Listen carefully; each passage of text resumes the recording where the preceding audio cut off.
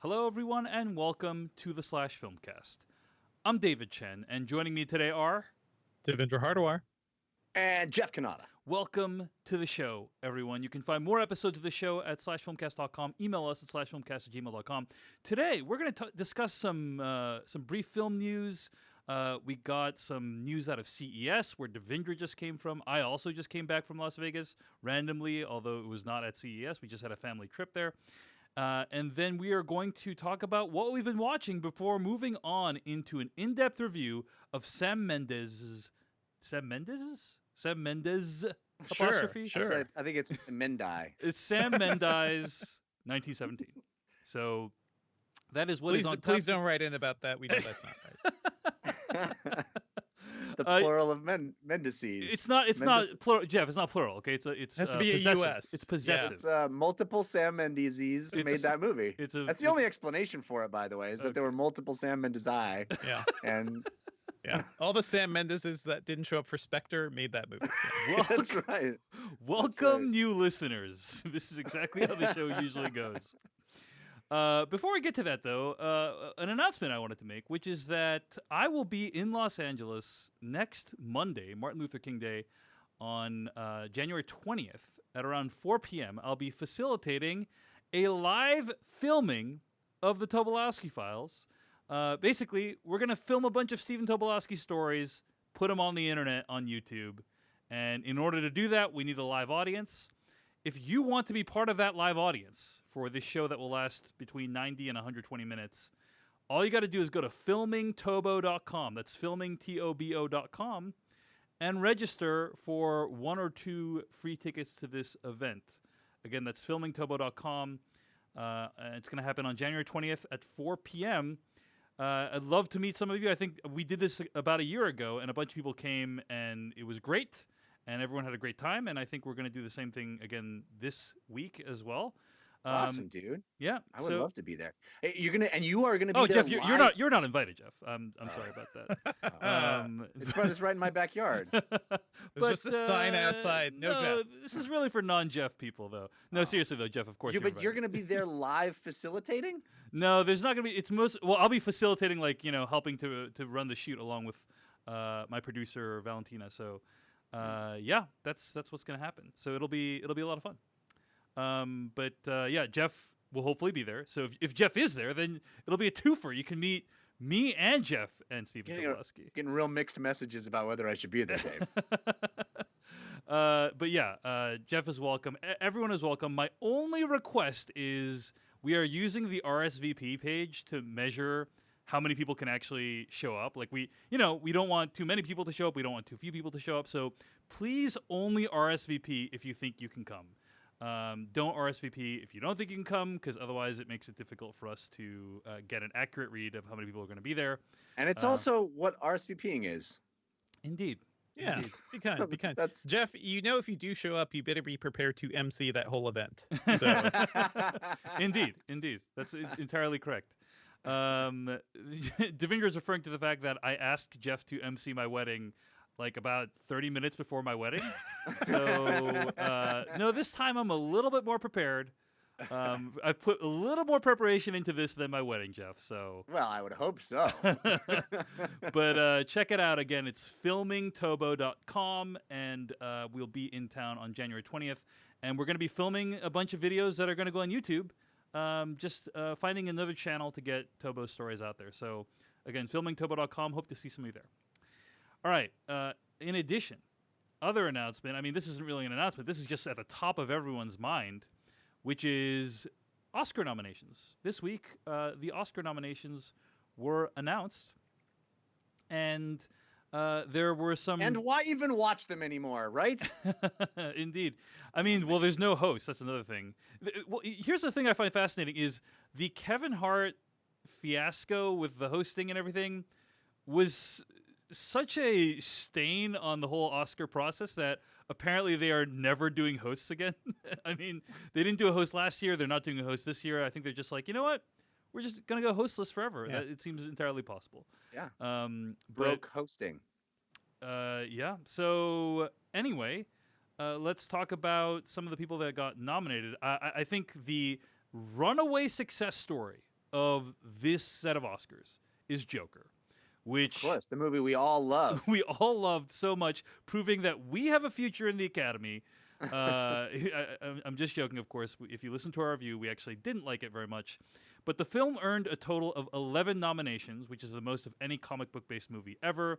This included Best Picture, Best Director, Best Actor for Joaquin Phoenix, Best Adapted Screenplay. So that is the film with the most nominations, which I have to say I'm stunned by. I mean, you know, when it won like the Golden Lion, it's kind of like this whole drumbeat of things where like, okay, well, you know, that's pretty cool, I guess, but like, you know, let's see what the Oscars are. Let's see what the real nominations are going to be. Then, like, you know, because it won the Golden Lion and it's won all these awards this past fall. It made over $1 billion. But then I'm thinking, you know, when the Oscar nominations come out, then like we'll really see where Joker falls. And apparently, this is the movie that is going to sweep this year. I mean, it's entirely possible. You know, you have this performance, this very impressive, by anybody's measure, even all three of us who really disliked the movie, I think pretty strongly, came away all very complimentary of Joaquin Phoenix's performance, and justifiably so. The movie is anchored by this really incredible, transformative performance at its center, right?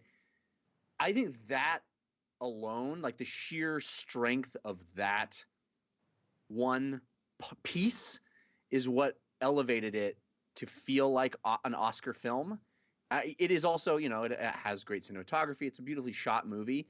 But man, it is, I mean, clearly we all thought it was pretty flimsy as a film. But I can understand from one perspective how it managed this feat, because you just begin and end with that performance. And then that sort of creates momentum that brings the rest of the movie with it. Yeah, I think that's right, Jeff. You know, and we've seen other instances of like a strong performance driving a movie to Oscar gold in the past. Castaway being the example that comes to mind, right? Like that movie is okay, you know, pretty good. But I felt that way about Gladiator. There you go. You know, so there's many movies where it's like, oh, one great performance is enough to really make for a compelling film overall. It is just completely fascinating to me, though, that I mean, Joker got 11 nominations, and then the other ones that got 10 apiece include The Irishman, 1917, Once Upon a Time in Hollywood, and then after those, Jojo Rabbit, Little Women, Marriage Story, and Parasite, each earning 6 nominations. So it's just fascinating to me that Joker, a movie that is, let's just say generously, like pays great homage to Martin Scorsese, right? And not generously completely rips off Taxi Driver and The King of Comedy. Got 11 nominations, while Martin Scorsese himself, who is in the race with a film that I feel like thoughtfully is a response / continuation / rejoinder to a part of his career in which he was making gangster films, The Irishman, only got 10 nominations. I mean, but you could say it clearly rips off Batman. Indeed.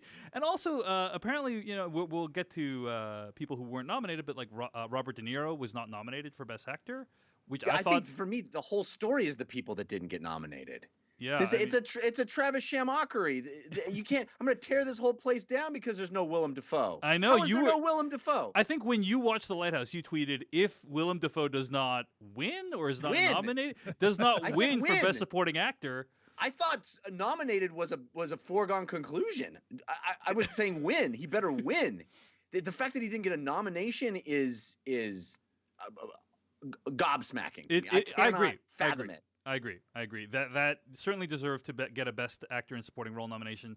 The people who did get a nomination were Brad Pitt for Once Upon a Time, Al Pacino and Joe Pesci in The Irishman, Tom Hanks for A Beautiful Day in the Neighborhood, and Anthony Hopkins for The Two Popes. That was who was actually nominated. By the way, this may speak more to me than anything else, and I freely accept my shame should it be deserved. But this is literally the first moment, reading these nominations was literally the first moment that I found out that The Two Popes was a movie and not a TV show. Nice. I thought it was a TV show. It was on my Netflix. You're thinking of The New Pope. That's another show. Yeah, The New Pope, which is a continuation of The Young Pope, which is on HBO. Yeah. Yeah. I but, thought The Two Popes was an episodic show. Nope, I'm that like, is oh, incorrect. Nominated for Oscars. Yeah. Okay. And not only is it a movie from the director of City of God. That's a Wow. pretty big deal. Yeah. Yeah, I've heard it's Have you good. guys I've heard it's watched it? good. Is it good? Yeah, I've heard it's good. I haven't seen it yet, but I've I've not heard seen it I've heard yet. it's great. I'm planning to Yeah. watch it. It got nominated for a bunch of Golden Globes and an Academy Award. So, I also okay, think, I mean, we're going to talk about 1917 later, but the fact that there are no acting nominations for that movie is also, I find, very frustrating. yeah, yeah. I think in particular, the gentleman who plays, I think it's Schofield, George McKay, puts in an amazing performance in 1917. It's one of those performances we'll talk a little bit more about later, but it's like it's very understated. It's one of those performances that like it doesn't feel like the person's acting. You know what I mean? And It's and, because it's I very think that- naturalistic. the Yeah. technical requirements of that movie seem extreme and worthy of nomination just on that alone. Yeah. I mean, this year it just feels like all the nominations are, hey, how famous are you? I don't know. Yeah, a lot of people pretty unhappy with this year's. Let's go over the good before we go over the bad. Okay. Yeah. that's So for fair. Best Picture, you got Ford v Ferrari, The Irishman, Jojo Rabbit, Joker, Little Woman, Marriage Story, Once Upon a Time in Hollywood, 1917, and Parasite. I would say the overwhelmingly vast majority of those movies are very deserving of Best Picture, right? Sure. And Parasite is a Yeah. surprise. Parasite is a surprise. is going to win I for hope. best foreign language. Listen. It'll likely win for Best International. It's no longer Best Foreign Yeah. Language. It's now International Feature. And yeah, it is nominated in Best International Feature along with Les Miserables, Pain and Glory, Honeyland, and Corpus Christi. I think this is the first time a South Korean film has been nominated for Best Picture, so that's great. And it's great that it got nominated for 6 Academy Awards. It's great that Bong Joon-ho was nominated 3 times as the director, as the producer for Best Picture, and also Best Screenwriter. And I think he's nominated for screenwriter as well. Yeah. Yeah, for So- cheap. Oh no, sorry. Oh, there's production design. I think he's screenwriter. I What- think it's just let's see. Yeah, original screenplay. Yep. Yep. So that's awesome. Like that should be celebrated, and it's historic. Another quasi-historic nomination, I believe, is Saoirse Ronan has now been nominated for 4 times for a Best acting role. So this year she's nominated as Best Actress for her role in Little Women. She is the second youngest person to be nominated 4 times, and I think she's marvelous in that movie, and it's a very worthy nomination. So that's also great. Movie that we all loved on here, Marriage Story, has been nominated multiple times. So there's like a bunch of great and worthy nominations on this list, right? So Yeah. just want to start by throwing that out Sure. there. Also, Honeyland, a movie that made my top 10 films of the year, was nominated for Best International Feature and Best Documentary. So I'm very that's I think it's the first time a North Macedonian movie has been nominated in either of those categories, if not mistaken. I may be wrong about that, but I'm very excited about that movie doing well as well. And also another movie from my top 10 was the I Lost My Body. Mhm. That Animated feature. made it as an animated feature, along with How to Train Your Dragon: The Hidden World, Klaus, Missing Link, and Toy Story 4. No love for Frozen 2 in that category, which is No. interesting. I actually think Klaus has a real dark horse shot in that. I mean, I think Toy Story 4 is the heavy favorite, but I think Klaus has a real shot there. Hmm. And maybe I Lost My Body. I haven't seen that yet, and you keep Yeah. raving about it, so perhaps. You should check it out. Okay. So there's a lot of great movies here. Let's talk about the things we weren't a fan of. I mean, one of the big ones is no nominations for The Farewell, which I thought was very worthy. Yep. I thought you could have had a Best Picture, Best Screenplay in there. That would have been great. Awkwafina won Best Actor at the Golden Globes. That would have been also nice to see. What else, Devindra? You have some things you were sad not to see here, right? I mean, Uncut Gems is not here Yeah. at all. Completely Shut shut out. Unbelievable. Completely shut out. Yeah. Dolomite Is My Name, which I think was kind of a long shot in some respects.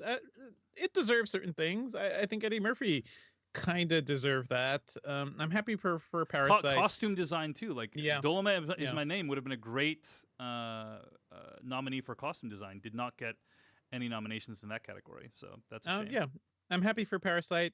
Kind of disappointing that Song Kang-ho was not nominated. Like, just given the sheer weight of that performance. No, like I'm also looking at the slash film like snubs list right here. But Apollo 11, what the hell? Yeah. We talked so much about that movie, and it made like so many headlines last year. I feel like that should have at least been nominated for best documentary. And also no Lupita Nyong'o and Nothing for Us, a movie that I loved. It was my number one last year, and I feel like, Us is a movie that hopefully, will probably be seen better over time too. But I think that performance is astounding. I'm shocked that they chose Cynthia Erivo for Harriet, a movie that very few people actually liked. I haven't seen that movie, but responses were not great. So I don't know. There's a lot of stuff, and no Jennifer Lopez either. Like, oh man, yeah. Yeah, the lack of Jennifer Lopez is a huge bummer. There's been a lot of dialogue about that, a lot of discourse online about Jennifer Lopez, and it kind of centers around like the kinds of stories that the Academy likes to reward, right? They don't like to reward movies like Hustlers. They do like to reward slave narratives, like Harriet, which is they would reward a movie like Hustlers if it was directed by Scorsese and about dudes doing bad things. Like those right. movies get nominated all the time. Yeah, I know it. So, and I totally think Hustlers deserve to be in. It was my I think number 3 or number 4 film of the year. So like, I totally think it deserves to get nominated for Best Picture. Certainly above like Ford v Ferrari. I mean, I don't know. I don't know if I don't mean to diminish Hustlers in any way, but you could make the argument that it is sort of a hooker with a heart of gold story a little bit, which has traditionally very much been awarded by the Academy. I don't know. I mean, clearly she wasn't actually a hooker in the movie, but I'm saying it's very much in that archetype of, there's plenty of examples of that kind of role being rewarded, I think. Okay. Like, is there any examples that come to mind? I'm just curious what you're thinking of. Oh, wasn't Leaving Las Vegas, wasn't Elizabeth Shue nominated for that? And I feel like there's a couple of other that. Yeah, I guess. I mean, if we're talking about like rewarding originality, like why the hell is Joker everywhere? Like that's the that's the thing. You're not going to get any argument from me about that. Yeah. It's like that same logic, right? Applied to a movie like Joker. It's like, oh yeah, we've seen this before. This has been done sort of similarly done many times. I don't know. I just feel like it was a tremendous role.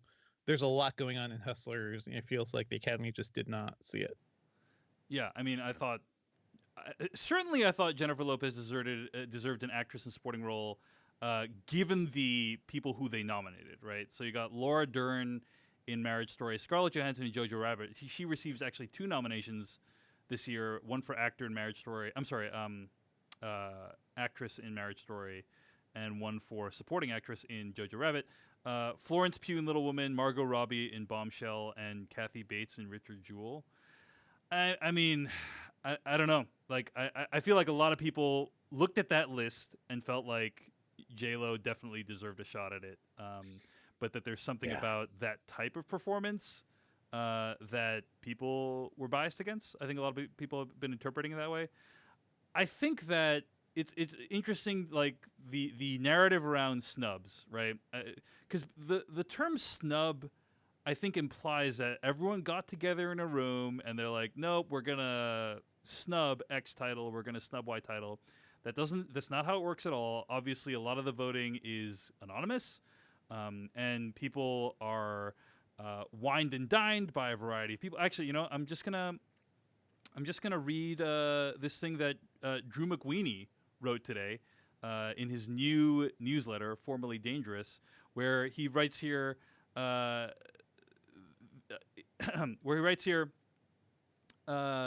people write that, quote, "It's not that you simply weren't nominated, you were snubbed. This implies that there's a meeting where the Academy works all this out as a group, and it's so far from the truth. Instead, you have human beings subject to whim who are wined and dined and courted for months, with one precursor after another telling them how they should vote. They vote based on any number of things, and in the end, the Oscars are the story they want to tell about the industry where they work," end quote. So I just think that's important to keep in mind as you're reading things about snubs and what that term might imply. I don't know that it's fully accurately describing what exactly is going on there. So The story they want to tell about the industry in which they work is that the Joker is the best movie that happened all Yeah, year there you go. yeah, because it made $1 billion. yeah. It's also interesting that we might be looking at a situation where two people in our lifetimes will win an acting Oscar for playing the character of the Joker, which I didn't. Tell, it's tell also- that to 15-year-old me. You know, You'd have been so Jeff- psyched, but for some I've been reason, like- Jeff, you don't sound very psyched right now. yeah. That's pretty wild. That's a pretty wild thing. Anything else? I guess I do want to say that I've seen this. Also, I thought it was pretty hilarious that neither Beyonce nor Taylor Swift were nominated for Best Original Song, which I felt like it felt to me like the driving reason that those people were in those movies, specifically Well, The and Lion King and also- Cats. Do you want to make your telecast more watchable? Yes, I mean it's just like. you wanna Why, get some, why would you asses throw in away? seats? Why would you Asses throw in away seats. your opportunity to have two of the biggest stars on the planet as part of the telecast? But they're not going to do that. So it's not that the people they nominated are bad. Oh, I guess there is a song from the movie Breakthrough in here, which is kind of shocking. You know that Christian movie about the kid who gets stuck in the water and everything. Anyway. Oh. Yeah.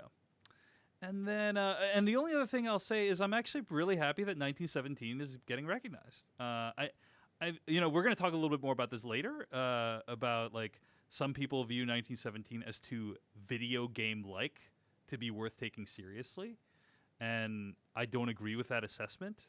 And I'm glad the Academy doesn't agree with that assessment either. So I'm glad that it got, I think, 10 nominations.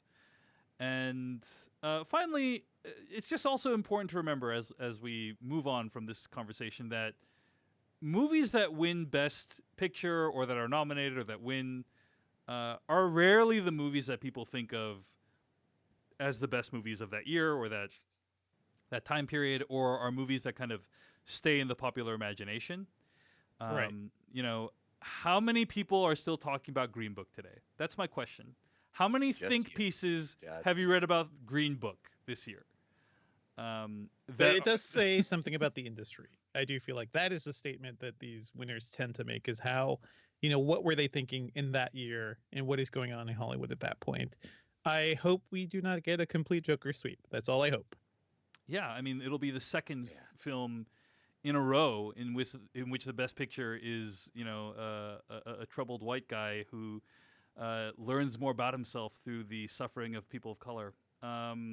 But let's hope that doesn't happen. Let's hope that doesn't happen. In any case, Except this time he learned nothing about himself. It's amazing. It's amazing. All right, that's our conversation about Oscar nominations. Just important to keep all that, it's fun to talk about, but also just have some perspective about it as well. So I'm going to say something that's going to be a little spoilery for a couple of movies. So if you haven't seen the movies on the Oscar list, skip literally forward every 30 movie. seconds. Literally every movie. Okay. Literally every movie. Okay. Because I want to do a Bomb Because of Dynamite that I'm hoping will happen on Oscar night. Do it. Oh, when boy. I'll say, I was shocked that the movie where Robert De Niro is shot shockingly when when he thought he was just doing something that everybody wanted him to do, won the Academy Award. No, I'm not. I've That's pretty failed good. everybody. That's I pretty failed. good. I failed. It's all right. Wait, I literally don't understand what the other movie Because was. it happens in both Irishman and Joker. Oh. Literally the only two movies with Robert De Niro, Dave. Come on. Yeah. I for some reason I had forgotten that he was in Joker. I'm sorry. I know he's like a major. I'm He's. sure I he know he's a did major too. character in that movie. Yeah. That's my bad. That's my bad. You're not the only one. Yeah. All right. Talk about a tale of two De Niros this year. Because I watched Joker and I was like, oh, Robert De Niro. I used to know when you used to be one of my favorite actors. Like, oh yeah, you felt like what are you you even felt like he was doing? horribly miscast in that film. horribly miscast. I thought Yeah. he was terrible. I thought it was kind of embarrassing to watch him attempt to do that. And then here comes Irishman. I'm like, oh, Robert De Niro, you still got it. You still got it, buddy. Amazing. You can actually still be the amazing Robert De Niro that I thought was one of my favorite actors. And, both in the same calendar year. That's pretty He wild. is so good in Irishman, I have to say. He's Yes. he's And as so good bad in Joker. He's as good in Irishman as Joaquin Phoenix is in Joker, at least, in my opinion. I think he's as good in Irishman as he is bad in Joker. All right. Let's talk about. We've been talking about Oscars.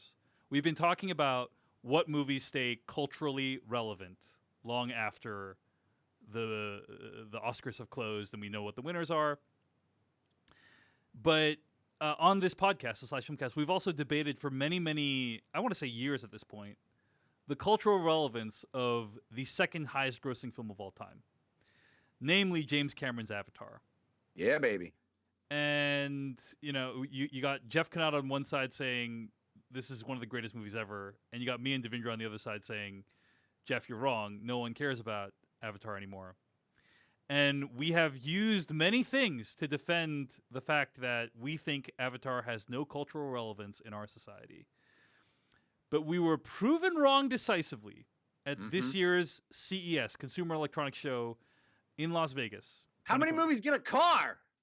Indeed. How many movies? Every single James Bond movie, but So, several movies, but not that many movies. This year, Mercedes-Benz debuted the Avatar concept car. An Avatar-inspired concept car was unveiled just about a week ago. Isn't it supposed to be called the Avid car? just call it Avacar. I don't think should that's just the be official Avatar. name, but yes, we will refer to it as Avacar from this point forward. And yeah, I mean, very few movies get a car based off of them. This felt like a pretty random. Fewer movies get a car based off of them 10 years after they came out. I think Feels they're really like, oh man, they're really it sounds tapping like Mercedes did a Homer. They pulled a Yeah. here's everything you want in an electric car. Look at this monstrosity, the Avacar. Yeah. It's amazing. Yeah. Yeah. Nobody's making the car based on Green Book.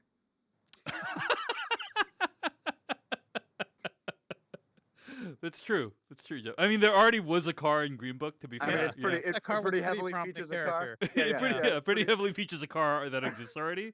So I don't know that a concept car is necessary. Yeah. Whereas fair there was no cars in Avatar as far as I can remember. Maybe there were, and I just forget. What I love about the Avatar, though, is just how meaningless it is. So I feel like it perfectly symbolizes everything we're talking about, right? Because this is a concept car. Some people I work with have talked to Mercedes about this, and they're like, "So, what? Why? Who?" And Mercedes is all like, "Well, this represents our commitment to sustainable manufacturing and things like that." It's not anything that will actually be in cars. It's more like they release these concepts to like show like, hey, we made this crazy looking thing. It's tied to Avatar. You'll pay attention and give me some news stories about it. It doesn't mean anything. There's no relevance moving forward to Mercedes-Benz's line. So it's actually perfect to be an Avatar. You gotta hand it to Devindra Hardawar. He can make even this be an example of the What is this? irrelevance. What is this, Jeff? So What is the relevance? let's That's just the be clear. Let's just be clear. The reason it represents sustainability is because Avatar, the movie, theoretically had an environmental friendly message, right? Like, we must be kind to the earth because the earth gives back to us. Blah blah blah. I know a lot of people remember the extremely memorable themes of Avatar, and so they made this car. Is the car itself like carbon neutral in some way? Electric, and I believe the manufacturing process is like so. Electric cars in general, don't burn fossil fuels, so that's good. I think every time you sit inside, it says "I see you" and stares deeply into your eyes. So that's You have that's to. something to. The only way to turn it on is to attach your braid to it. Yeah, exactly. The more you think about the braid thing, right, the more upsetting it is, right? That like the same. Well, Yeah. it's that's how they like interface with and subjugate animals in their world. It's also how they have sex. Yeah, it's also how they have sex, amazing. and it's the It's a same multifunctioning braid utility. thingy. It's great. Yeah, it's But okay. tell me that the car doesn't look badass. It's Okay, a so really cool we're looking looking at. car. Let's look at the photos right now. We obviously can't show you the photos because this is a podcast, but like we can describe the photos, right? Yeah. So What do you everything You see? got to is see it in motion too. It moves. It's got pulsating lights on the wheels. Yeah. Like yeah. the The whole the lights look side. like the wheels look enormous, and they look like they're covered with like the kind of little like jellyfish type plants that were on Pandora in Avatar. Yeah. Right. Yeah. The back of the car has scales that come Uh-huh. out of the car, which I didn't even know that Navi had scales. Like honestly, I've seen that I movie a think couple didn't times. they're like flying the dragon thingies? Yeah, I I I guess think it's like yeah. this is the first concept car that's actually taught me more about the world of the movie.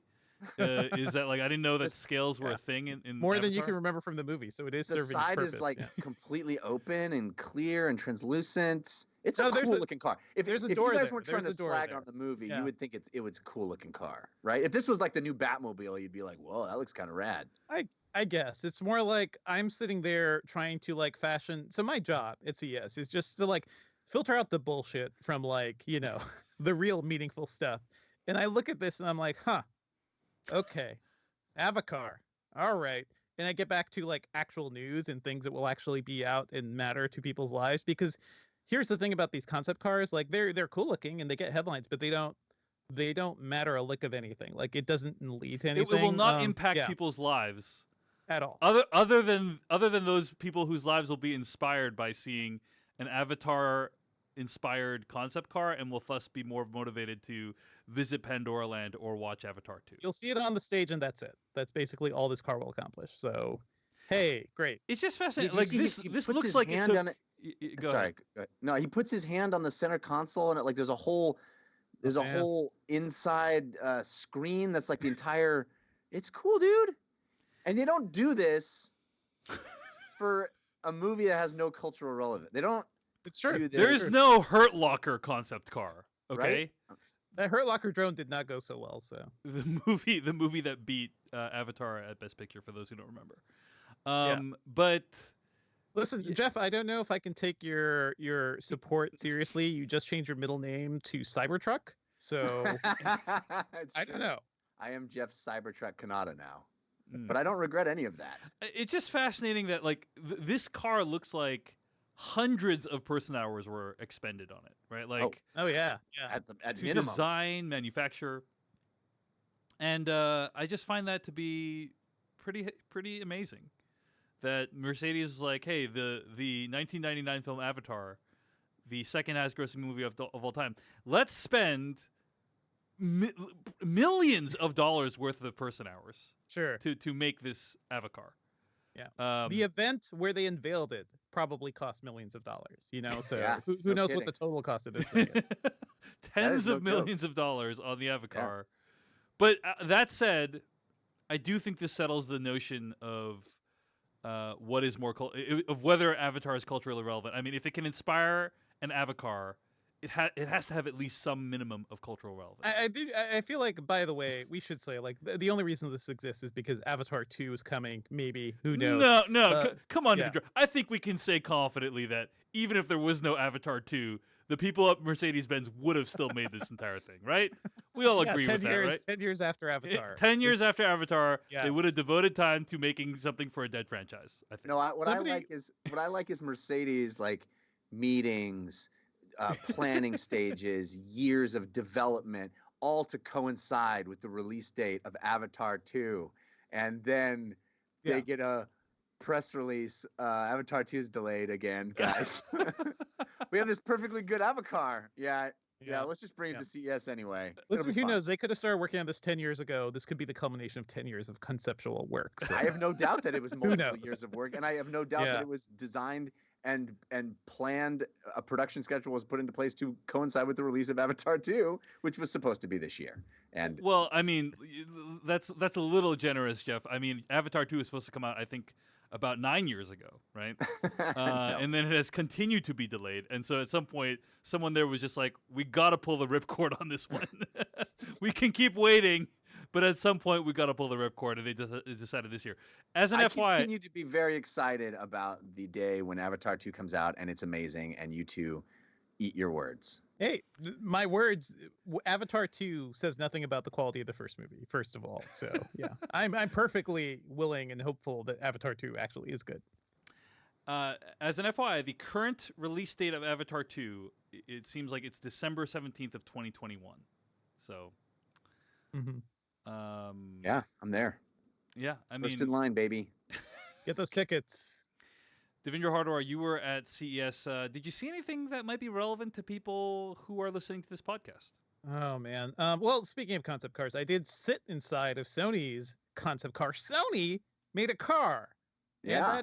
that is kind of fascinating. What's interesting is that it's actually, I think, relevant to Sony's business and could, like, it is an example of like what Sony's doing. Like they're trying to get more into car tech, so like car sensors, in-car entertainment.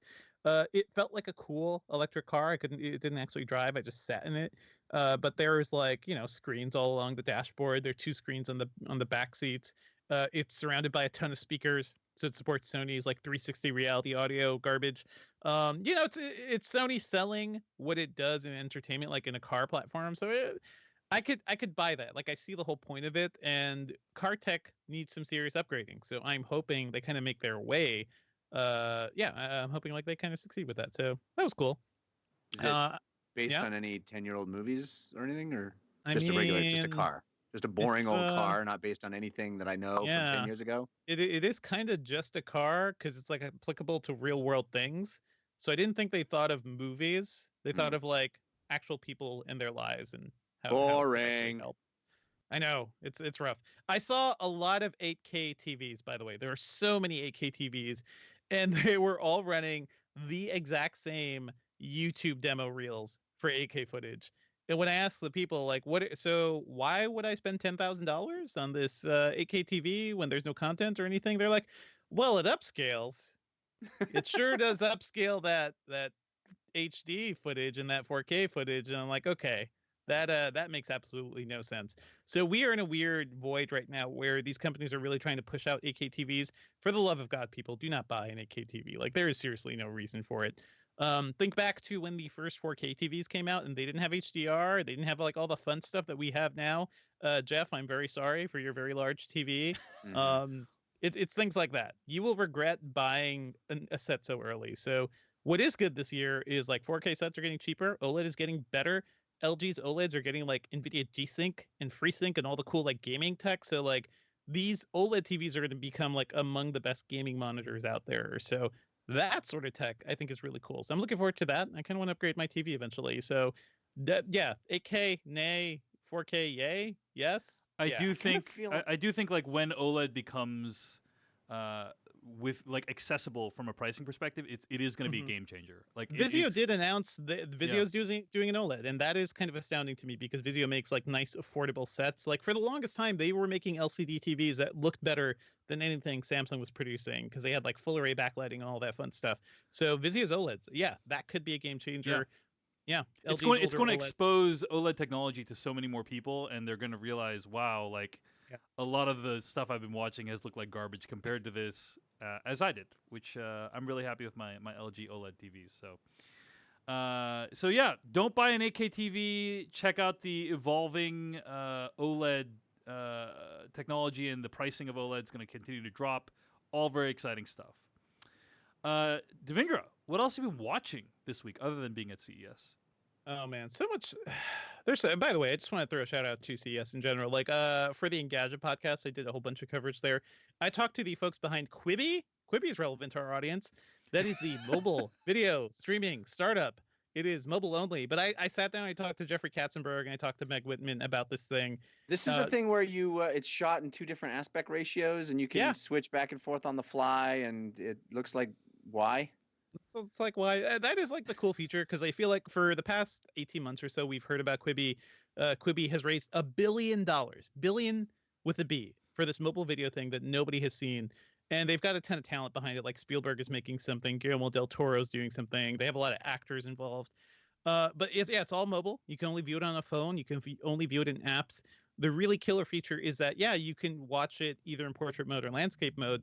That tech is really interesting. The idea that I can switch between those modes, willy-nilly, where I'm not just fighting the, format constraints of the media I'm watching. That is kind of interesting for mobile video. I saw one, it's kind of interactive too. So I saw one clip from something Doug Liman directed, I believe, where a character was talking on his phone in landscape mode. So I was watching the scene as normal, and when I flipped over to portrait mode, it just went straight to the view of his phone. So it was like a completely different angle. It was kind of wild, to be honest, and kind So of you can freaky. live edit basically what you want to see. I mean, it's gonna be Yeah. great for porn, but I don't understand. I mean, it seems like a whole bunch of old people trying to court Yep. millennials who only look Listen, at stuff Jeff. in landscape. The I mean, and millennials. portrait. Yeah, the millennials, they love short content. We got to make that short content with celebrities. Just give me your money. Give me your money. I'm gonna make you some nice short content, okay? Dude, I That's lived basically through the that entire once thing. already. I lived through the they only want short content thing Yeah. in the early 2000s, and we all went, "Oh no, people will watch long content." The only they will only watch it in portrait mode thing is baffling to me too, and I don't understand. I mean, Yeah, it there's seems a like lot such a we don't weird. understand. It Yeah. seems like bending over backwards in such a weird way to make things that will work in that aspect ratio. But Yeah. even then, it's like, well, it doesn't always work in that aspect ratio because it looks like poop and you're missing half the thing. Well, Well, also, so it you is need formatted. to, Yeah. you need to download both versions of it, right? No, Apparently, it's like but it's like they have this intelligently like, streaming both. You're not like downloading both. yeah, at the same you're time. streaming both, so you're like Yeah. murdering your data plan. Apparently, they have this compression technology that makes it so that they're streaming like a low res version of the other one that you're not doing. Yeah. And then when you switch, it will like auto switch over to the low res version really quickly, and then eventually become high res. So it's probably going to be a crappy experience when you switch from portrait to landscape. So therefore, no one will do it. So therefore, the entire thing will be pointless. But who knows? I just don't know who's going to subscribe to like a premium mobile only video short form service. Like it is just completely baffling to me. Like I asked them that question straight up, like, isn't there just too much to watch? And they're like, we're not completing with Netflix. We're not completing, with all this other stuff.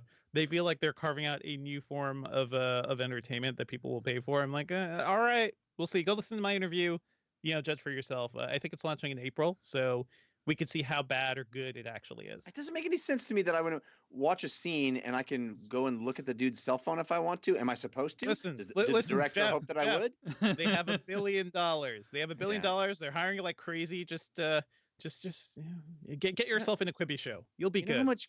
Yeah. I wish. There you Then I go, would there you change my go. tune. I'd be like, guys, you don't understand. You can, but you know how much good $1 billion could do in the world? Anyway, A lot. Just saying. It could do quite a lot. Also briefly, I talked about on the Engadget show. I did this crazy dinner activation for Westworld. So I guess maybe season 3 of Westworld will have like a Vegas world or something because they kind of went all out in this Vegas restaurant. Where the moment I got online to attend, somebody came up to me, said my name, like recounted like bits of my personal life, like my daughter's name, like little things that they just like. They're like, "Oh, so how's your daughter Sophia doing?" Like, and yada yada yada. I hear she likes to review gadgets. And I'm just like, I've never seen you before in my life. Who are you? And they introduced themselves as somebody working for Insight, which is a company that will be in Westworld in season 3. And the whole goal of Insight is to just like collect all the world's data and just to like know the most about you. And that is their pitch. And it was wild to be in like a fancy dinner setting where we were I believe the Insight people all received a script for like every single person attending the dinner. So it was like 600, 700 words. And they kind of knew us on a script level, data mined from our social feeds, and they put us in tables like together with people we could get along with. It was like the world. It was sort of like I can imagine a future service for very socially awkward people to like go to parties where somebody will introduce you to other people who you could be interested in, and they just kind of do all that legwork for you. So there's like no awkward time. I can imagine this future existing. It was just wild to see it, happen in this sort of like play marketing activation forum for Westworld. Yeah. All right. Wow. Well, that sounds like It was a scary. great way to both learn more about Westworld season 3 and get your privacy invaded. It was scary, guys. Yeah. All right. Well, thanks for reporting from CES. Of course, you can check out more Devindra's content from CES over at Engadget.com. We got to thank our first sponsor, HelloFresh. Jeff, you want to tell us about HelloFresh? Oh boy, do I! I love HelloFresh. I really, really do. I love being the one in my house who gets to provide dinner for the family. I get to make it. I get to cook it. I would never cook dinner if it wasn't for HelloFresh. I just hate. I honestly I wouldn't. I hate the deciding of what to make. I hate the going to the grocery store to buy the materials. I hate the leftover materials of after I've cooked a meal. There's all kinds of extra that I didn't. That's just gonna go bad in the fridge. I didn't use it. Slow down, Jeff. What is HelloFresh even? Well, HelloFresh is a delivery service for meals that are recipes, pre-measured ingredients delivered right to your door. It's America's #1 meal kit. It makes cooking at home fun, easy, and affordable, which is exactly what I was describing because A, it is super easy because I don't have to worry about those things. I get those recipes delivered to me. I get all the ingredients pre-measured, which means I'm not going to have extra bits. I'm not going to have waste that I feel guilty about going bad in my fridge. I don't know what to do with because there's a bunch of stuff. It's pre-measured. They come in really cool individual bags. All I do is open the box, take it out, stick it in my fridge until I'm ready to cook it, and then I can make these delicious meals. They're really, really good. I'm less stressed out. I don't have to worry. Meal planning is taken care of for me. Plus, it's quick. The meals usually take about 30 minutes or even as little as 20 minutes with their quick recipe options. And you eat more sustainably because HelloFresh's pre-portioned ingredients mean there's less prep time for you and less food waste. The packaging that they use actually is entirely made up from recyclable or already recycled content. It's great. Fits my lifestyle. I can decide on which food I want in advance. I can change my delivery days or food preferences or skip a week if I'm going out of town or don't have the time that week to do it. It's awesome. I genuinely love it. I cooked 2 meals this week. In fact, my wife is out of town and my mom is here. How amazing was it? I got to cook a meal for my mom. I made pork burgers. They were so good. My mom was like, these are amazing. Pork burgers with fries. I mean, it was awesome. They were so delicious, and they were actually better for me than like getting burgers at a burger joint because I made them. I know what went into them. We want to help you get involved. If you go to hellofresh.com/film10, so that's the symbol slash and then the word /film10, and use the code /film10 during HelloFresh's New Year's sale, you get 10 free meals, including free shipping. So that's HelloFresh, HelloFresh.com, then slash, and then the word SLASHFILM10 for /film10, and then use the code /film10 during checkout. You'll get 10 free meals, including free shipping. That's insane. No risk. Get there. Go check it out. That is a great deal. I've been using HelloFresh quite a bit, and it really does make you the household hero. It really does make you seem like you have all your shit together. And really, it's just HelloFresh doing all the heavy lifting. So it's great. It's made me love cooking. I've fallen in love with cooking. Check it out. All right. Let's move on. Hey, Devindra, do you mind if we skip Miss Fletcher, or did you want to go over Yeah, it? it's fine. We could do it next week. Okay, cool. Let's move on. Let's talk about what we've been watching this week. I want to talk about a movie called Underwater. Have you guys heard of this movie? Oh, yeah. This Yeah, it is looks fun. the new K-Stew movie. Kristen Stewart, she's in this movie directed by William Eubank. I'll read the plot summary. Disaster strikes more than 6 miles below the ocean surface when water crashes through the walls of a drilling station. Led by their captain, the survivors realize their only hope is to walk across the sea floor to reach the main part of the facility. Don't you hate it when that happens? It's so freaking annoying when that specific thing happens. Yeah. And I have to say, this movie has like a 50% Rotten Tomatoes or something along those lines. I really enjoyed it. I was looking for, hey, give me some great looking underwater action set pieces. That's all I'm looking for. Give me some K-Stew. Yeah, give me some K-Stew. He's awesome in this. William Eubank is the director. He directed a movie called The Signal, if you guys have heard of that movie, which premiered at the 2014 Sundance Film Festival. Oh, yeah. I was not a fan of that movie. It had some great visuals, but I really didn't like the ending of that film. And so I was kind of like, I wonder what he's going to do with like a little bit of a bigger budget, with arguably a bigger star, although, of course, The Signal did have Lawrence Fishburne in it. But I thought this movie was a lot of fun. So I would recommend it if you are looking for a rip-roaring good horror film that takes place underwater, it's just literally, it's like endless set pieces. It's like set piece after set piece. You think, oh man, I'm so glad they got out of that one, and then something else terrible happens to them. That for about 90 minutes is what Underwater is, and all the set pieces are like pretty different. You know, they're visually different. They're interesting. And you know they start out with like X number of characters. Along the way, some of them will die, and you're kind of like guessing like who's gonna survive. You know, it's kind of just like a classic horror movie, but it takes place at the bottom of the ocean. So yeah, I enjoyed it.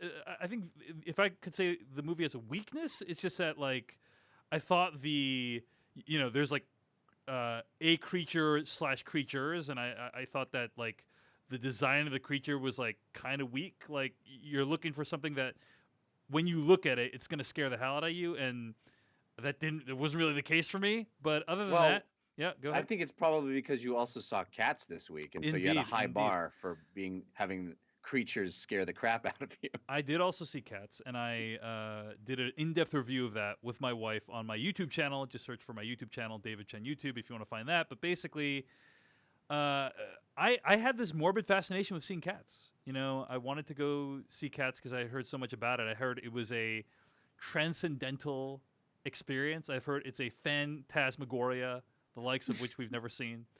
My friend Anthony Carboni has now seen it 4 times, I think. Wow. At least. And wow. won't stop talking is he about a POW? Is my question. Under what circumstances did he have to watch Cats that many times? He tells me he unironically loves it, but I don't know if that statement in itself is ironic.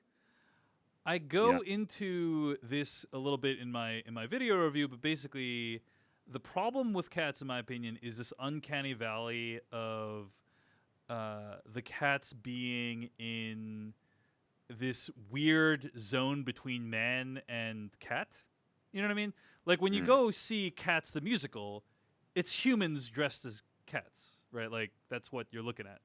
But Tom Hooper, the director of Cats, used CG to make them like more cat-like, but not completely cat-like. And then some of them, correct. The proportions are also really off. Like sometimes the cats look like regular cat size, and sometimes they look like tiny compared to the things around them. And some of the characters move like they're cats, you know, like because many of them are like ballet dancers. But then some of them don't do that, and so it's just all very bizarre and disorienting. You know how cats are in real life, unpredictable. Indeed. The movie's also like kind of sexual, I have to say, like in a disturbing way. Like you just really get a sense that these cats are about to go at it at any time, and that is kind of upsetting as well. Dave, your feelings are natural. It's okay. You gotta embrace you don't have to be self-conscious about it. Yeah. Okay, I'll keep that in mind. Love those cats. Love those cats. We had a long week, my wife and I, entertaining people for Christmas, and so I was like, I want to go see Cats, and she's like, you know what? My wife has this thing where she likes having food brought to her at the theater, right? Like she likes going to a movie. Like we have no Alamo Drafthouse here, so there's only like 3 theaters in the area where you can have like decent food brought to you. So we decided to go to the iPic theater, and the tickets for the iPic cost $28 each. That's before food. So we spent $56 on watching Cats, which that's because iPic has like those giant like couch seats, right? Yes, they have giant couch seats. Straight up a couch, yeah. And so that's the most money I think anyone in America has ever spent on Cats. Not to mention we ordered food as well. I'm not even going to say how much that cost. But what is great is that there's no one else in the theater. So it was like we got a private screening of Cats. So suddenly the $56 for the tickets went from a huge imposition to, wow, this is a really good value. You know, we have a private screening room of Cats. So I'd recommend it. You know, if you can get not that you can ever predict that, but $56 for a private screening of Cats where we could sing along and make fun of the movie. That's great. Did you sing along? No, because I had never seen the musical before. But my wife did, and she had a great time. So, in any case, Cats. It is deeply upsetting and confusing. It's a and thing. Yeah. Yeah. So, but I can say there's nothing else like it this year. And Or any year. or any year, yeah. And I'll just give a quick shout out to two other movies I had a chance to see. So I I got violently ill for a few days. And After so I Cats? after Cats, and so I just spent like that time like sitting on my couch playing Tetris and watching a bunch of movies. Had a chance to see Atlantics on Netflix, which I think is a great movie, and So I'd good, recommend yeah. it. It's like I'll just say it's a romance story and say nothing else about it, but say I haven't seen any other films like it in recent memory, and it's unique, and I think it's worth checking out. It's a beautiful film. It's beautiful. See it at night. It is. It's like a great noir thriller. I Yeah. feel like. Yeah, Yeah. yeah. Also had a chance to check out Ingrid Goes West. Have you guys heard of this movie, Ingrid Goes West? I think Yeah. it's a Way back in the day. 2017 drama directed by Matt Spicer. And it's about a woman named Ingrid Thorburn, played by Aubrey Plaza, who moves out west to LA to befriend a woman she's obsessed with on Instagram, like an Instagram influencer. And I thought this movie was really good. I enjoyed it quite a bit. I think it has some smart things to say about what the life of an influencer is like and what like online life is like today. And I will also say that like there's a very brief sequence in this movie that depicts a person's Instagram page. Like you Yeah. know, it's hard to it's if I said to you, "Hey, show someone's Instagram page," right? Like I don't know how you would do it, but that's hard to do. Like, what are you going to do? Show someone like scrolling through it? You know, whatever you're going to do.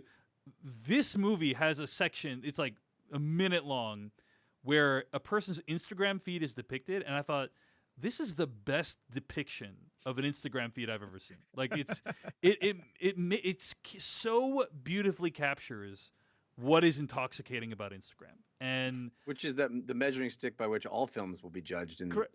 a mere 5 years. That is correct. That is correct. And I just thought like that just for that section alone, it was like magical. But then Aubrey Plaza does a great job playing Ingrid, and this kind of drama between her and this influencer kind of escalate. I really enjoyed the movie. This flew under my radar when it first came out in 2017, but I wanted to rectify that. I just heard the premise, and I'm like, that's really interesting. Especially because we have on this podcast, we have a very much smaller version of what that is. We are, I would say, I don't know about Jeff, but maybe for me and Devindra, I would say we're like micro influencers, right? So like, it's just fascinating to see something like that depicted on screen. Like what a movie take on like an influencer drama is. So Ingrid Goes West, the film, I enjoyed it. Jeff Kanata, you've been watching a few things. I have. I got a chance to watch the new Mike Birbiglia stand-up special, the new one, on Netflix. What's Dave, it have you seen called, this? Jeff? What's it called? It's the new one. No, but what is it called? It's Mike Birbiglia's The New One. Okay, but what is the name of the special? Okay, I'm Uh, sorry. This is a lot more funny in my head when I thought of it. But anyway, No, go it was, ahead. I was trying to play into it, and Yeah. really we only went to one place, and that's Yeah. all we could do. Yeah, that's right. That's right. Have you seen it? Has either of you seen it? I haven't seen it. I saw Sleepwalk with Not Me. I yet. enjoyed it. I'm haven't a seen fan this of Birbiglia. Yeah. I love his style of stand-up comedy, which is basically storytelling. And I know it's not appropriate to say it out loud anymore, but my favorite stand-up comedian of all time is Bill Cosby, and I was raised on his stand-up, his real stand-up. I mean, people go, "Oh yeah, I love his stand-up too." Bill Cosby himself is great. Yeah. I also loved Bill Cosby himself, but his original stuff in like the '60s on vinyl. My dad gave me all these vinyl albums, and it's all storytelling, and himself is as well. So I've always been enamored with that style where it's not set up punchline, it's not observational, it's telling a very personal story and making each beat along the tail of that story funny, and you're laughing along, but you're also relating to it. And Birbiglia does it as well as anybody. This special, Devindra, I think you should make time to watch with your wife if Mhm. you have a chance. It is about having a child for the first time, and it is unbelievably good. It's one of my favorite hour-long stand-up specials ever. It is incredibly honest and insightful and funny, funny, funny, funny. Oh my gosh, I was laughing throughout from start to finish, laughing, guffawing, but also he says things that I'm like, oh, you're not supposed to say that out loud. uh, it is extraordinary, and it is beautifully. I mean, it's more his stuff is more like a one-man show than it is like a stand-up special. It is more the classic theater piece of a one-man show, which is, I feel it is choreographed very precisely. He moves around the stage in very specific ways that accentuate things and that are very much unlike a stand-up comedian, where you see Chris Rock and others pacing back and forth doing stand-up. That's not what he's doing. He's performing blocking on stage like a actor in a play would. Um, and it's an extraordinary thing. It's very, very funny, very insightful. It is. I recommend it to everybody, but particularly people who have kids, because and particularly fathers who have kids, because it is very much from his own perspective, um, and it is about how harrowing that experience is and how difficult and the things that it does to you. It is very funny and very true, and I loved it. All right, that's Mike Birbiglia's The New One. It's on Netflix right now. But what's it called, Dave? I think it's called The New One, Jeff. Oh, Please stop. I'm leaving the show right now. I'm just hanging up. All right, Jeff. What else have you been watching? oh, I checked out a few episodes of The Witcher, the new Netflix show based on the book series, which is also what used as source material for the video game series, which I have loved very, very much, and evidently is getting a huge resurgence based on the TV show because it has become one of Steam's top concurrent games again. Many years after its release, Witcher 3, that is. But the Witcher television show is based on the books. It has very much, if you liked the video game, I think you're going to find a lot of similarities to the video game. Clearly, they did not ignore the look and feel of the video games. Even the voice acting from the video games is kind of mimicked here. For better or worse. Yeah, by Henry Cavill, who plays the Witcher himself, for better or worse. Indeed, that was really one of my least favorite things about the games, but I kind of appreciate the homage, and I think Cavill's great. I mean, I don't know, he's fine. He's great. I've always liked him. Yeah. The first episode is really wild in the sense that they just try to cram so much in. It feels like an overwrought pilot. But it's a Netflix show because I don't think it needed a pilot. It just has that feeling of like trying to cram so much in, and there's like a death in the first episode where it's like, I've only seen this guy for a few minutes and now he's dead and I'm supposed to care. I don't understand why. There's a giant battle that happens like halfway through. I'm like, what?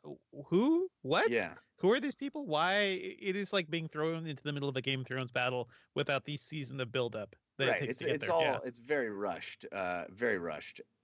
And I think it settles down. I haven't finished the first season yet, but I think there's a lot to like. It feels like it doesn't compare favorably in my mind to Game of Thrones.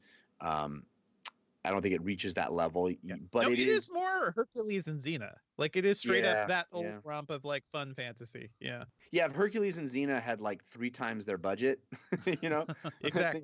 With the same level of writing, the exact same. Yeah. Yeah. But I found it to be pretty fun. And it certainly, I understand why people watched the show and then immediately went and booted the game up again, because it does make you want to be in that world. It just like walking through towns is done really well. And you go, oh yeah, I got to walk through towns in that game. I want to play that game again. So I think it's pretty decent. Like I said, I haven't finished it, but the more thing I wanted to bring up with you guys is, do you think that we are in the last throes of the Netflix approach to releasing an entire season on one day? because it certainly feels like in a post Mandalorian, post, there's all these new, Apple TV and Disney Plus, and there's all these new stations coming out. Nobody's really doing it that way, and they're benefiting from continuing to be in the zeitgeist over longer periods of time, where it feels like Witcher came and went already, where it could have been.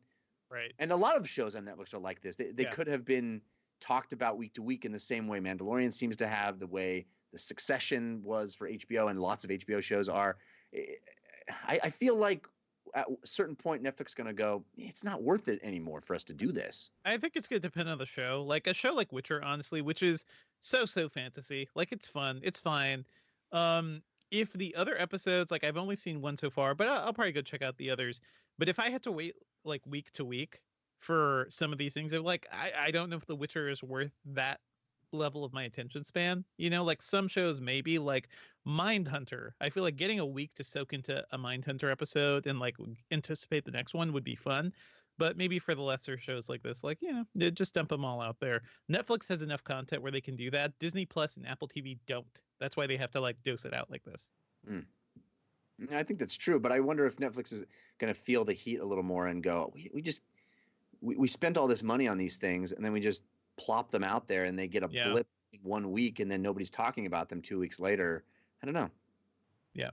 Maybe their metrics will change eventually. Like the weird thing is to go to another country, right, and load up Netflix. And first of all, it still works, unlike most other like US-based services, right? And the Netflix you get in like any other country is completely different than the Netflix you have at home, aside from like the original shows. So like their value as a global service, I think it doesn't really matter how they release these things. Like it's just content that the entire world is going to be watching. Whereas Disney Plus is it's only in a couple countries outside the US, and Apple TV Plus even fewer, I think. So they're much smaller scale wise. All right, we got to move on and get to our review of 1917. But before we do that, we got to acknowledge people who donated to this podcast. Big thanks to new subscribers at the rate of $2 per month, Jeff Potvin and Timothy Eng. Thanks also to donors David N., Hugh F. from Australia, Neil B. from London, Bernard Lentz, and Jared Stab in Omaha, who writes in with this message. Hi, guys. Was hoping you could give a shout-out to all the other Slash Filmcast fans in and around the Omaha area. I'm in debt to you guys. I'm in debt to you guys for a number of reasons, but in particular, it was you three who inspired me to gather my friends up a few years ago to start conducting our own year-end reviews of cinema. For the first time this year, we're hosting an event called the Year-End Movie Forum at our local Alamo Draft House. It's free and open to the public. It's a chance for the movie-loving community to come together and share their picks across 10 categories and have a say in capping off the cinematic year that was 2019. Plus, there'll be trivia questions, prizes, and a top 5 of the year countdown that everyone gets to vote for. The event starts at 7 p.m. on January 29th at the La Vista location. More info can be found at facebook.com/thepostcreditscene or at facebook.com/Alamo Omaha. Would love for this to serve as a Slash Filmcast meetup for any fellow listener that can make it. Thank you for the literal hundreds of episodes you've given us over the years, and thank you for inspiring others with what you do. Thanks to Jared, trying to get the Omaha contingent of Slash Filmcast out there, along with Decatur. We're building franchises, guys. We're like Fight Club here. Yeah, so good. Omaha has an Alamo, by the way, Dave, and Seattle does not. What's up with that? Trust me, it kills me. I mean, I honestly have thought about like maybe I should email them to be like, can I start a franchise here? Leon from Cologne, Germany writes, Dear Dave, Devindra, and Jeff, thank you for the weekly entertainment. Know that your commitment and sacrifices made for the podcast are always appreciated. Just returned from a screening of 1917 after hearing Jeff rave about it in the top 10 films of the year. Absolutely loved the film. Maybe wouldn't have seen it in the cinema otherwise. End quote. So that's from Leon from Cologne, Germany. That's great. Jeff, I really like Cologne, by the way. I've been to Cologne, so it's a nice town. You're changing people's movie-going habits, Jeffrey. I try. David S., who goes by Spleebs McGeebs on YouTube, writes in to say, hey, guys, love the podcast. Just want to say thanks for the countless hours of laughs, limericks, and entertainment. Love your conversation about the start of your journey and how Dave was fine with no one listening to those early podcasts ever again. I always wanted to write or talk about movies in a public way, but never did because I was afraid to put anything out there that was less than perfect. Hearing about the concept of things not starting amazing countless times, combined with recently watching Magnolia and Phantom Menace documentary Dave recommended, finally pushed me to start putting reviews out on YouTube. Your podcast has brought me many hours of joy and helped me to inspire me to actually do something I've wanted to do for years. Thank you guys. Hope the next decade treats you well. So thanks to David S. for that donation and email. Thanks. It's good when we say it doesn't have to start good, and then in our case, also not even ever get good. I know It's that's really- the thing. That's the thing that I was, surprised by this email. He says he's like things not starting amazingly. I'm like, did things get amazing? See, what you do is you start with the low bar, and then you just keep that bar low, baby. Just keep it low, never surmount it. Of course, if you want to donate to the /filmcast, go to paypal.me/filmcast. That's paypal.me/filmcast. You can also help us out without leaving any money at all. Just go to leave a review for us on Apple Podcasts. It's free. It takes a few seconds. Just go to Apple Podcasts, write a review for us, leave a star rating. It really does help, considering how many movie podcasts are out there. It would make a big difference if you would just take 5 seconds out of your day. All asking is like 10, 20, 30 seconds out of your day, compared to the hours of entertainment, that we've given just to leave a review for us. I mean, maybe consider that a fair trade. Okay, let's move on to our review of 1917.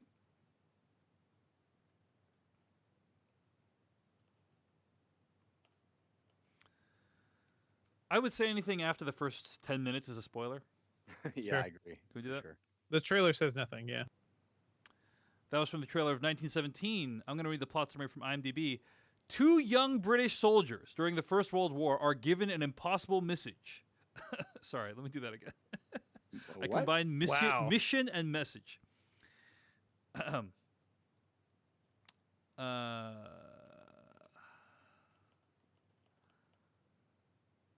That was from the trailer of Sam Mendes' 1917. I'm going to read the plot summary from IMDb. 2 young British soldiers during the First World War are given an impossible mission. Deliver a message deep in enemy territory that will stop 1,600 men and one of the soldiers' brothers from walking straight into a deadly trap.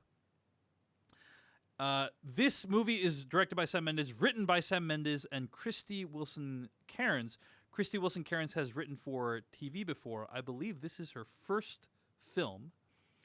And missing from that description, and missing from a lot of the movie's marketing, quite impressively, I would say, is the fact that everything in this movie takes place as though it is one long continuous shot. Right. It looks like it does. It looks, for the most part, like it's one long continuous shot. And we'll talk a little bit about what the effect of that is, but I just want to say from a marketing perspective, I admire the fact that I think, I watched all the trailers. I don't think that was mentioned in any of the trailers. No. Because I think it would have felt cheap and tacky and sensationalistic to mention that, given the subject nature of the movie, right? Because this is theoretically a serious war movie. People's lives are at stake with this message that's being delivered. Can you imagine watching a trailer that shows like the sort of gravity of war, and then like the text flashes on the screen, and it's all done in one long shot? Like it just would feel. I remember the trailers for Russian Ark. I seem to think they did that. Just well, to really but point Russian it out. Ark Yeah. is like But not. it's very different. Yeah, it's not nearly this kind of subject matter, and like people aren't dying left and right, horrifying deaths. But I agree that was part of the marketing for Russian Ark for sure. Yeah. I do speaking feel of which, like Devendra, they- we've come a long way from Russian Ark. Such a at this long point. way. Oh You know? man. Russian Ark, for So- those who don't know, was like almost like a documentary style look through the Russian Hermitage Museum, I want to say. And when that movie came out, it was meant to look like one long shot. It came out in 2002. At the time, the technology to do one long shot was like, they had to have like a special rig on the camera to make it work, and it was like groundbreaking that this movie existed and was done in one long shot. And now it's like the level of complexity is crazy. exponentially higher in 1917 than it is in Russian Ark, a movie that came out around 17 years ago. So it is really, when you step back and think about it, like technology has come such a long way. It's All that said, extraordinary. I'm sorry. Go ahead. What was that, Jeff? I was gonna say it's extraordinary because I'd heard that there's actually not a single take. The longest take in the movie is 3.5 minutes, Mm. which Mhm. is extraordinary because there are certainly moments where I saw edits like, Yeah. oh, there's an edit point, but not that frequently. Yeah, not that frequently. Yeah, I agree. I agree. So maybe it's better they didn't advertise it because it's sort of like, well, it's not quite one thing, right? Like there's so many little cuts here.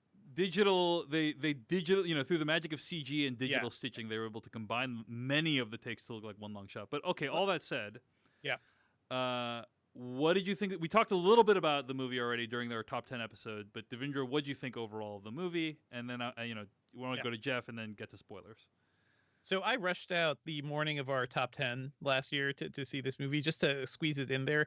It didn't quite make my way into my top 10, but I really enjoyed it. It is a stunning technical achievement. It is, tremendous work from Sam Mendes and Roger Deakins. It's been 4 years since Spectre, and the stain of that movie, like I still feel burned by that damn movie, and like how much I was really rooting for it too, because I really genuinely loved Skyfall, and despite its flaws, like I liked what Sam Mendes was doing with it. And Spectre was like, well, here's the style, here's none of the script. This movie, in many ways, feels like an evolution of the opening sequence of Spectre, which was like a long, continuous thing, which was very stylish and had absolutely nothing to do with the rest of the movie. That was something. Yeah, I dug this movie just like as a complete experience. It is a wonderful thing to sit and watch in a theater with great sound. Um, it is surprisingly emotional. Like I do feel like they do a good job of centering what the story is, who these characters are that we're following, and the journeys that they're going on. Like there's room for some really nice intimate storytelling among the big bombast. I will say overall though, like as a one take movie, which this technically isn't, it just looks like it is. I'm still more wowed by the like audacity and difficulty of making a movie like Victoria compared to this one. Which Oh, is sure. that Yeah, was like a which is very really low doing budget it. thing. Yeah, just Yeah. really literally just doing it. Yeah. And not stitching together things digitally and like going at a really low budget. So I'm far more impressed by a movie like Victoria, but this is certainly astounding. This feels like a movie you have to see in the theater too, because just the level of artistry is just there for some of the set pieces and a lot of the action and so much of the cinematography. There's a sequence that is lit up entirely by night flares, flares in the dead of night, and it is just like one-upping the whole like end sequence of Skyfall, of that gorgeous shot of like the house on fire. It just feels like Sam Mendes and Roger Deakins kind of just one-upping themselves entirely. It's a gorgeous movie, and I hope more people see it in a big theater. I hope to see it in IMAX. Yeah. Jefferson Kanata, what did you think of 1917? Well, Dave, I guess you could say what I thought of 1917 is best summed up in the form of a limerick. Excellent. I liked it a lot. It earned my year-end top spot. Heartfelt and mind-blowing, my love is still going like one continuous shot. Nice. Nicely done. We got the Love double limerick for 1970. People should be thanking the heavens that they were treated to 2 limericks about 1917, not just one. Yeah, and I'm probably going to repeat a lot of the things I said in that episode about the movie because we hadn't talked about it yet, and I mean it absolutely blew me away, this movie, and it, as I said then, it not only earned my top spot for 2019, I think it would be a movie that I would put on the best of the decade list. It is what I wanted from Dunkirk. It's what I want from most war movies, where I feel catharsis, I feel empathy, I feel a connection with the characters. I'm moved, I am thrilled, I am in awe of the spectacle, the size, the scale of war. All of these things on a story level that it does so well. We'll talk about more in spoilers. The movie works as a movie. The movie, I'm drawn in. I love these guys. As I said in our top 10 episode, this feels to me more like Lord of the Rings than it does a war movie. It's an adventure. We're stepping out with these 2 characters and we're traveling with them. And it really is a movie about moving from place to place.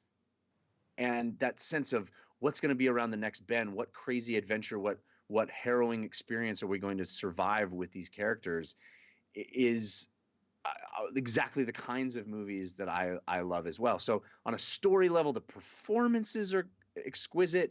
I thought the two young actors around whom the story is centered, who I didn't know before the movie, both of them are on my radar now as actors to watch, because both of them deliver incredible performances in, I think, an experience that is unlike what most actors have to deal with. These longer takes, these very technical, I'm assuming very technical requirements in order to make this thing work. So as a film, I was moved. As a film, I loved the story. I mean, it is a war movie about trying to stop war. In a lot of ways, it's about them trying to prevent a battle rather than win a battle, which I found to be inspiring and beautiful. But also, there is that other layer of the technical side, which just added completely to me. It didn't distract. It didn't feel like a gimmick. It felt like a beautifully additive element that really highlighted that journey. We are with them, moving from place to place. We never get a break. There's never anything removed. There's never a time jump. There's never a cut from one place to another place. Even within a location, I'm never jumping around the room as the observer. I'm moving seamlessly through this experience with these characters, and that to me made it feel more like a journey, made it feel more dramatic, that they have to traverse this place. They have to move through some horrible, horrible things. And just the experience of seeing how that is accomplished, the hundreds and hundreds of extras. I mean, shots where you're just moving through a trench, yeah, and there's just people on all sides that that aren't there but to be props, but to be set pieces. But the movie does not spare any moment of really making you feel like this is a endeavor that took thousands of people, that involved the lives of thousands of people. And that scale done with this level of artistry, with this cinematography, it feels intimate and personal and grand and epic all at the same time. Man, I love this movie. It feels like an achievement. It feels like a triumph.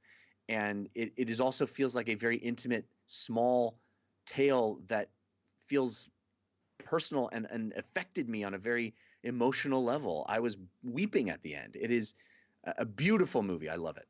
Yeah, I think it's great too. I want to talk about spoilers with you guys, but I'll just say two things about the movie before we get into that. One of them is that I agree with y'all. I think that the fact that it's done to look mostly like one continuous shot really does help the movie. I think that it does several things to your experience of the movie.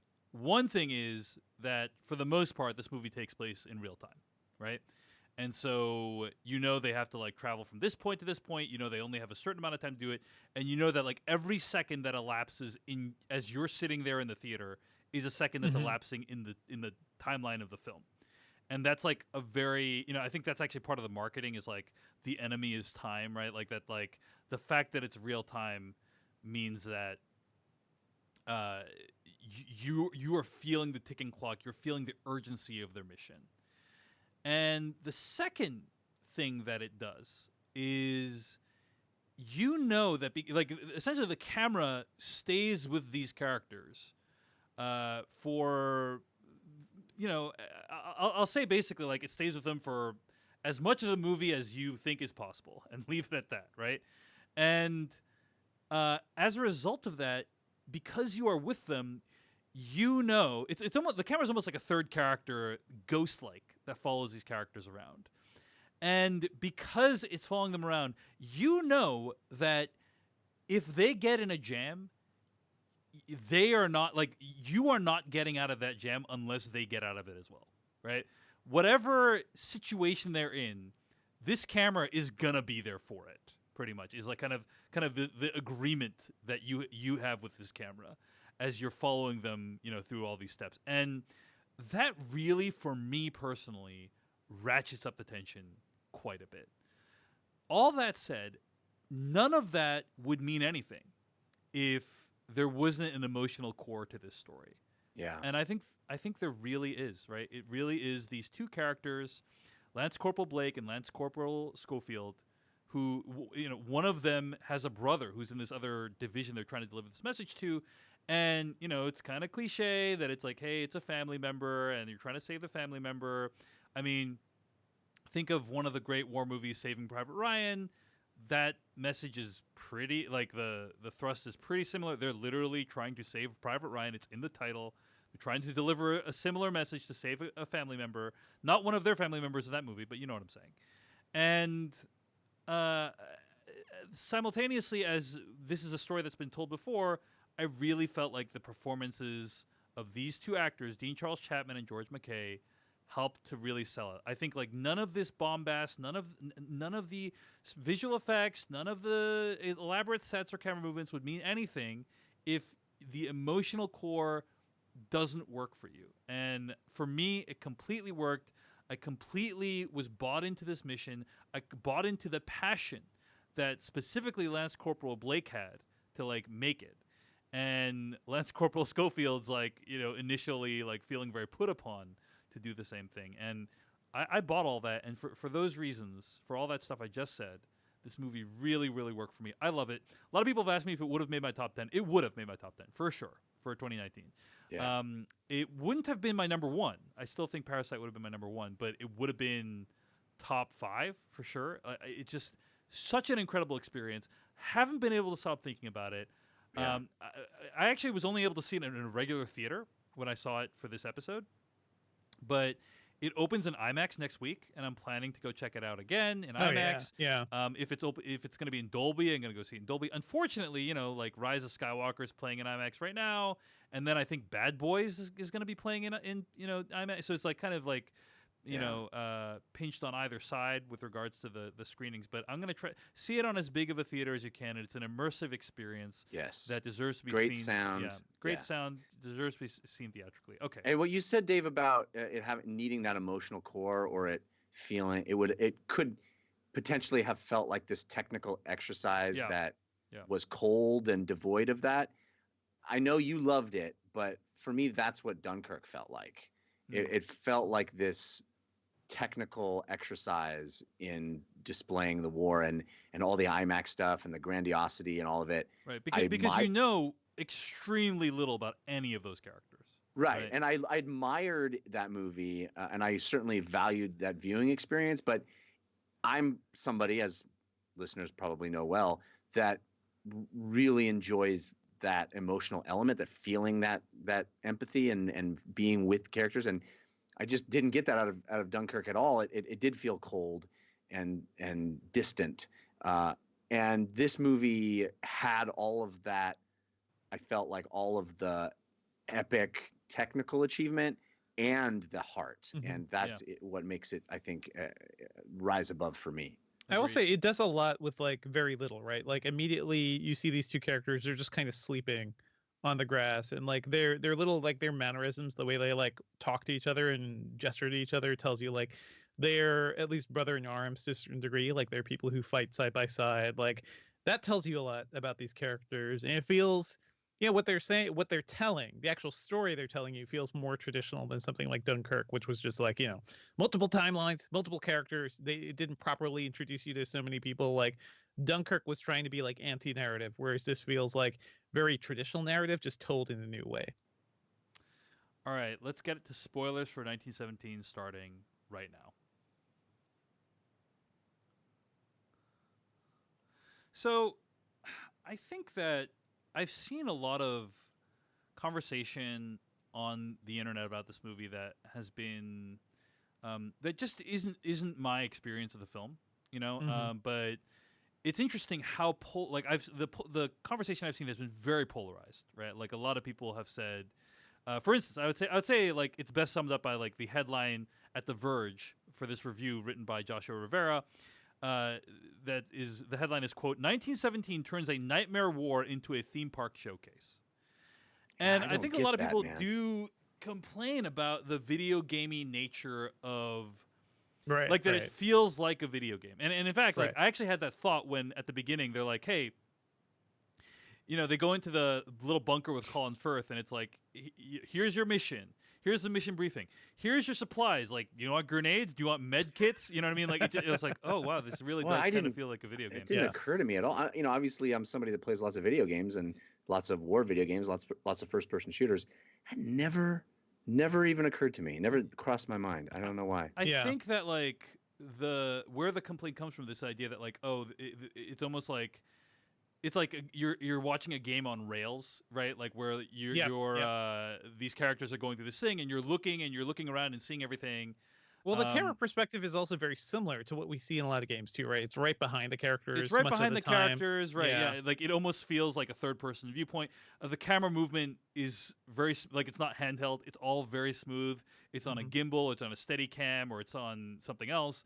But it moves around them a lot. I mean, it is not yeah. always behind them. No, It doesn't. all I was saying is that it's like a very smooth camera. It's not like handheld camera movement or anything like Saving Private Ryan or anything like that. So it like I understand why people think it feels like a video game, but I think that we've already covered this, that like for those people who didn't like it, I feel like just the emotional core of the movie didn't work for them, right? That they felt like it was not enough material to like fill out these characters, and all you're left with is this kind of technical exercise that feels like, as this writer put it at The Verge, a single shot flex. I read Ty Burr's review at the Boston Globe, where he cited some people on the internet calling it Ready Player World War One, which I thought was Oh, an man. interesting pun as That's well. a good that Yeah. is a good description. Like, here's the thing, Jeff. Like, I know we talked about this before, and I mentioned the video gaming part of it. It's not. I don't think it's necessarily a bad thing. It is just sort of the style of it that I noticed because I play a ton of games too. Like the power afforded to CG cameras in games is that they can go anywhere. They don't need to cut, and usually letting those sequences play. I'm thinking of like Call of Duty or even Gears of War. Really ramps up the intensity of all those situations. And I do feel like game directors and the cinematic designers tend to go all out. They tend to like show off what these game engines can do rather than be constrained by the limits of like a physical camera or real limits or anything like that. I feel like this movie just it gives me a sense of that. Like, it didn't hurt the movie for me, but that is there. That like aesthetic is certainly there. Yeah, I think the aesthetic is there. I think the one aspect of the movie that I didn't like is that the cameos from all the famous people, like, that really kind of Right. jolted me out of the movie a little bit, because it's like, oh hey, like it felt like a video game cutscene almost. Like, oh, here's a section where you meet Mark Strong, and here's a section where you meet other famous. It's just like that felt a little bit odd to me. And also, it didn't help that Call of Duty has been doing that quite a bit too. Like, they have those like, key actors now. Correct. And imagine if they had done it with like all unknown actors. Like, I think it would have been a more effective film, honestly. Right. Well, I love that the two leads are unknowns, and it did not give me a clue as to whether either one would survive or not. Right. So it did feel like genuine shock when that one of them dies. One of them does. Yeah. And for the whole time I'm like, oh yeah, he's the Frodo and he's the Sam. And then that happens, I'm like, oh, he was the Frodo the whole time, and that guy was the Sam. That scene, by the way, is killer because it tells you so much about the characters too. Like, he's still trying to help this dude. He's trying to help this dude, right? Yeah, who's still their enemy. Come on, like, guy, what was that pilot thinking? It's just like, well, they're my enemy, so I'm just gonna have to keep going, right? Yeah. And I know. Sorry. Go ahead, Jeff. No, go ahead, Dave. Well, so I want to thank people in the Slack Filmcast for pointing out that this is a movie in which Tommen Baratheon tries to get a message to his brother Robb Stark while meeting Sherlock Holmes and Moriarty along the way. Yes. That scene specifically, though, that death scene, I know. This is a great example of a movie that has a lot of CG, but you never are supposed to know. There's a lot of movies like Marvel movies and Star Wars and stuff where there's special effects, and we're looking at special effects, and it's wow, look at the special effects. And this movie, the special effects are all about hiding the special effects. It's piecing shots together and creating things.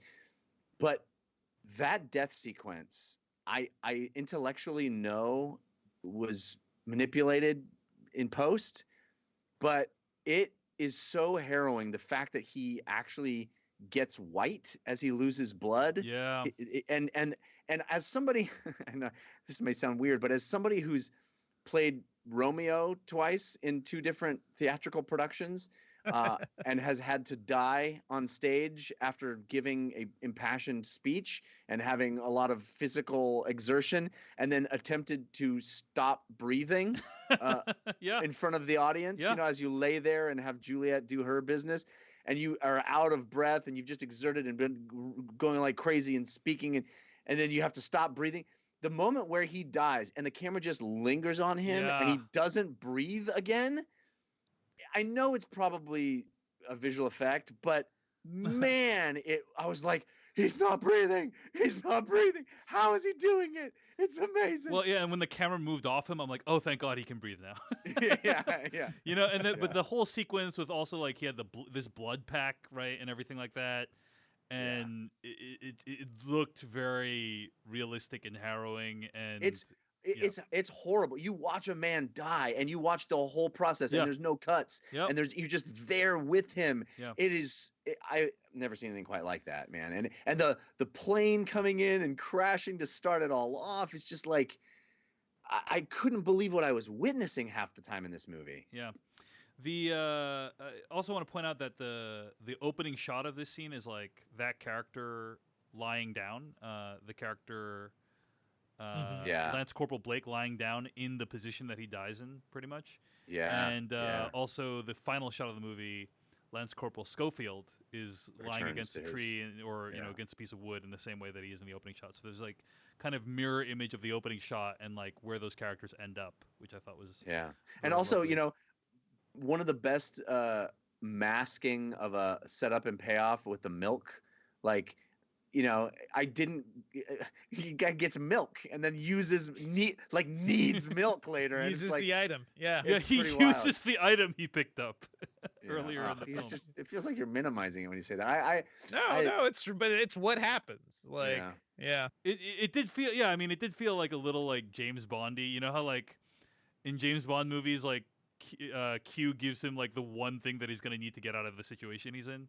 Yeah. So it did feel a little bit like that, but I did, I actually did enjoy that scene where he meets the baby and everything like that.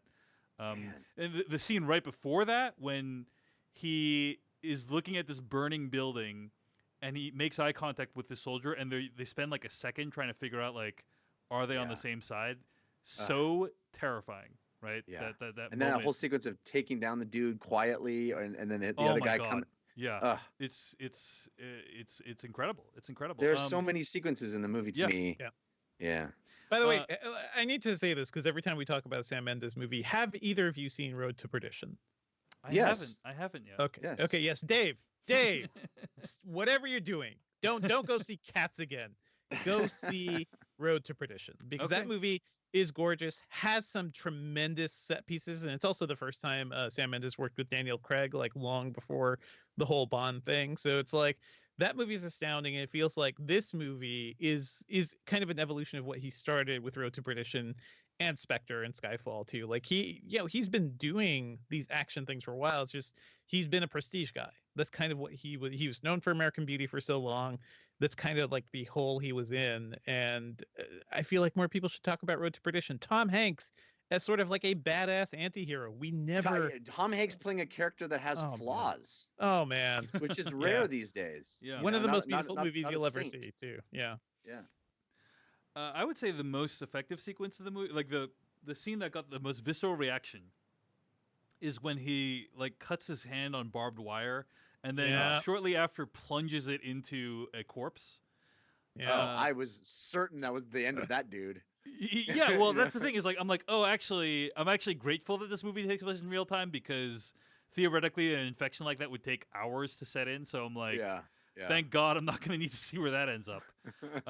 But also separate than that, the scene that really got me. I mean, the whole final sequence is amazing with him discovering that guy singing "Wayfaring Stranger," and then towards the Running. end, it just like the final 10 minutes of this movie was so stressful because he's Mhm. gone through this whole quest.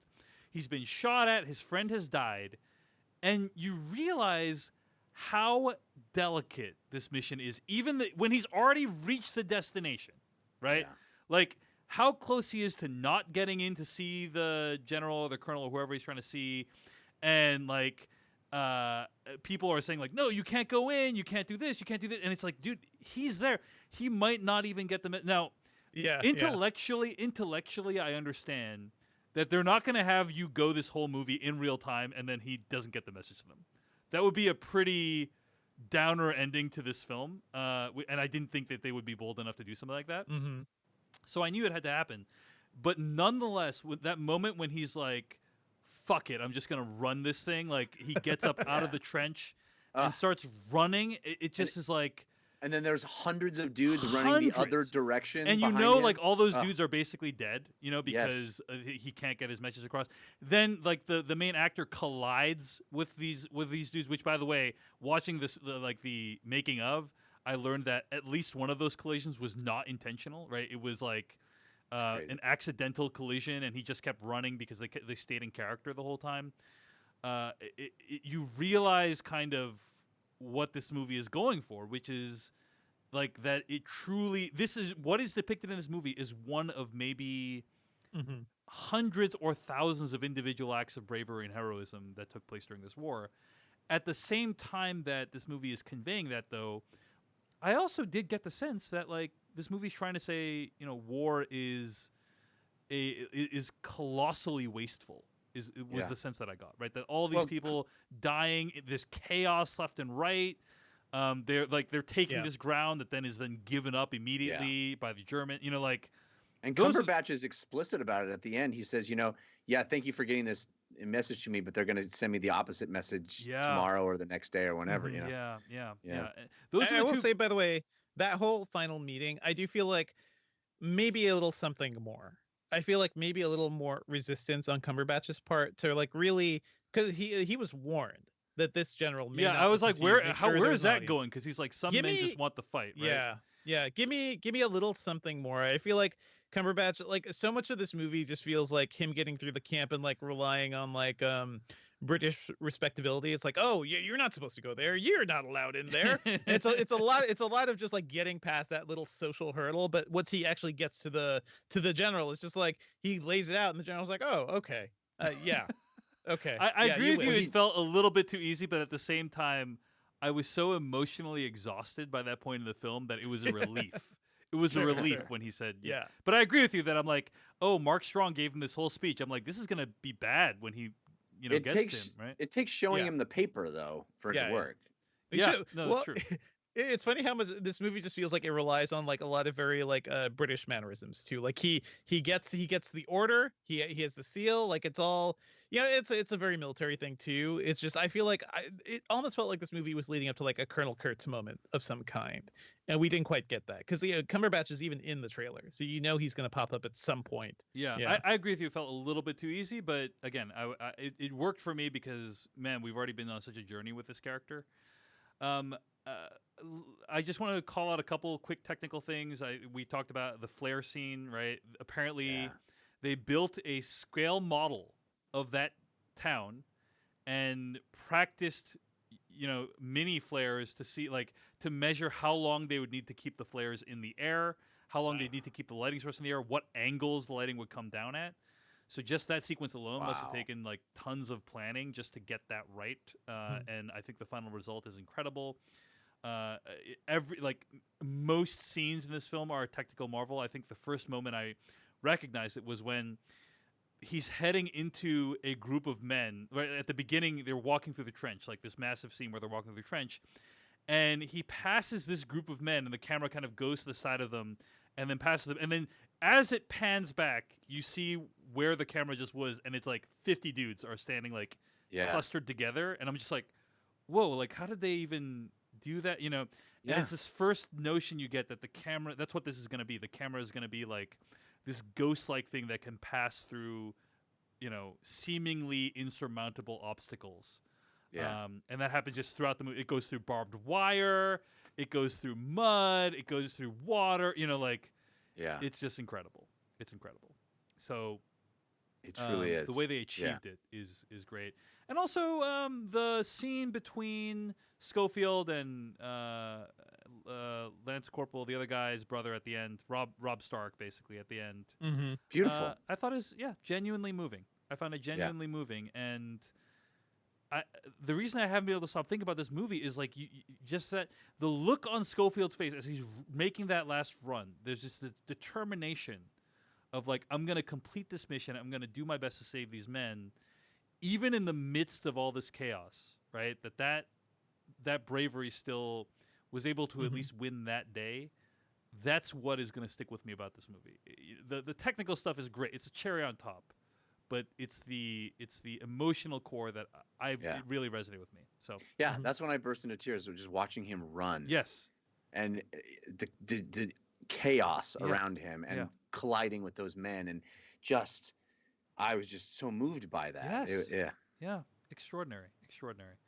So okay, and I just want to say, like, I love the fact that Mendes attempted this. You know, like, audacious. you need it to. Yeah. You want people like even movies that people don't like. You know, a lot of people hate Birdman. I actually quite enjoy that movie. It won Best Picture, by the way. Another movie that won Best Picture that people don't really No talk car. about these days. What'd you say? And no car made about it. Correct. No Birdman, car Birdman car. yet, Jeff. Yeah. No Birdman car yet.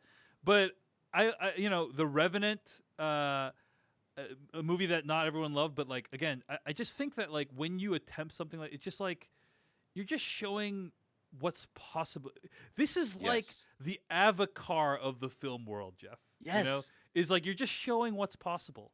It's Yes. it's like you're showing that hey, cinema can still do something like this. It's the perfect analogy. This is the Avatar of cinema. The Avatar of cinema. Yeah. Yeah, I think they said that when we talked about it, that it felt like really expressing what is possible today Yeah. in movies. Like we can do that. This is what we can do today. Probably couldn't have done this 5 years ago. Yeah. This movie Yeah. would have looked different 5 years ago. You know. Imagine what it'll be like 5-10 years from now, right? Yeah. So anyway, all right. It's all avatars as far as the eye can see. It's Avatars all the way down. That's going to bring us to the end of this week's episode of the Slash Filmcast. Stay tuned to hear what we'll be discussing next week. Find more episodes at slashfilmcast.com. Email us at slashfilmcast@gmail.com. Our theme song comes from AdamWarrock.com. Our spoiler bumper comes from filmmaker Kyle Hillinger. And this episode was edited by Beatty Zhang. All right, until next week, Jeff Kanata, where can we find more of your work on the internet? Well, you can follow me on Twitter. I'm at Jeff Kanata, which is spelled with 2 N's and 1 T. I also do a video game podcast called DLC, which you can find at 5by5.tv/DLC or by searching for my name or DLC anywhere you get podcasts. I also do, if you want to hear my version of Lord of the Rings, epic storytelling, I do a live play Dungeons and Dragons show. We have done 31 episodes now. There are recaps you can find if you search for the show's called The Dungeon Run. You can find it on YouTube by searching for The Dungeon Run. Also, if you search for The Dungeon Run Recap, you can catch up on all previous episodes in a really quick, easy way. There's 4 recap videos. But man, the show, I'm so proud of it. I hope you check it out. You can also listen to it as an audio show, which kind of feels like an audio book by searching for The Dungeon Run anywhere you get podcasts. Or you can listen to us when we record live, when we stream it. That's Wednesday nights, 6 p.m. Pacific time at caffeine.tv/The Dungeon Run. How about you, Devindra? Oh, you can find me on Twitter at Devindra. I write about tech at Engadget.com. I'm also co-hosting the Engadget podcast. Go check out our 2 CES episodes. There are a bunch of interviews in there too. I also chatted with John Maeda, who's a really interesting technologist. He had a lot of fascinating thoughts about like where the tech world is headed. So go check that out. Go to filmingtobo.com to come see a live version of the Tobolowsky Files. I'll be there. Would love to see you there.